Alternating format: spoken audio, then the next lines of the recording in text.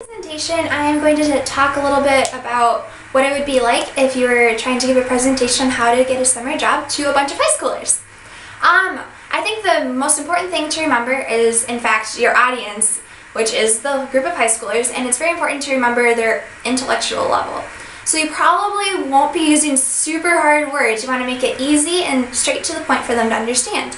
The longer you go on your speech, the more likely they are to lose their attention and focus, so try to just make it short and straight to the facts. I would recommend trying to make a list. So will maybe be like 5 steps to making sure you get your dream summer job, and then go through it.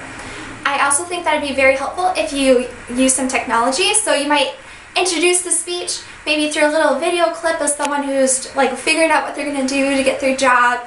I would recommend videos, or possibly like little pictures of different signs like McDonald's or Culver's, and be like, hey, do you remember this stuff?